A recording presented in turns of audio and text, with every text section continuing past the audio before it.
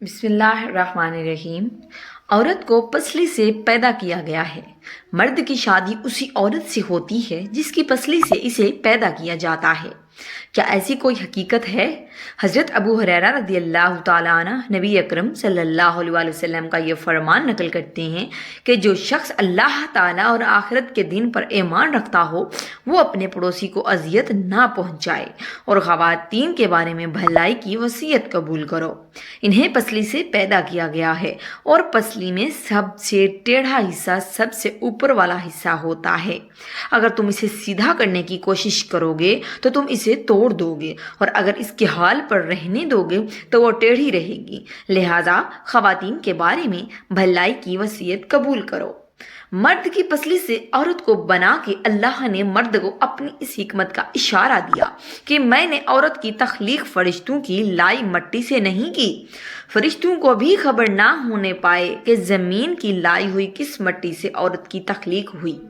میں نے اسے تمہارے جسم کے حصے سے اسی لیے نکالا کہ عورت کا تقدس اور پردہ قائم رہے، یعنی عورت کے تقدس کی حد تو دیکھیں کہ فرشتوں سے بھی اس کی بناوٹ کا پردہ لازمی قرار دیا گیا، اور پہلی عورت اسی مرد کی پسلی سے نکلی جس کی وہ بیوی کہلائی۔ اب بات آتی ہے پسلی کی کہ عورت پسلی سے ہی کیوں نکلی؟ کیا ٹیڑھا پن وہاں سے ملا؟ نہیں، یہاں بھی حکمت سے خالی بات نہیں۔ انسانی جسم میں دل اور بہت سے نازک پارٹس پسلی کے پیچھے چھپے ہوئے ہیں، یعنی پسلی ایک ڈھال ہے ان نازک پارٹس کے لیے۔ اللہ پاک نے عورت کو پسلی سے نکال کے یہ نہیں بتایا کہ عورت میں ٹیڑھا پن ہے، بلکہ اس نے عورت کو پسلی تخلیق کر کے یہ بات سمجھا دی کہ عورت وقت پڑنے پر ڈھال بھی بن سکتی ہے۔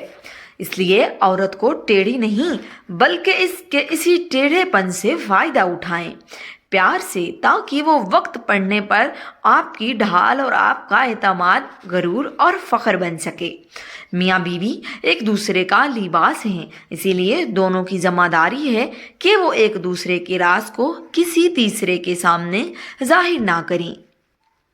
مرد حضرات سے گزارش ہے کہ عورتوں کی عزت کریں، چاہے وہ آپ کی بہن، بیٹی یا ماں یا آپ کی بیوی ہو، اور دوسروں کو بھی بہن بیٹی بیویوں کی اپنی سوچ اور اپنے ظرف کو اعلیٰ رکھیں۔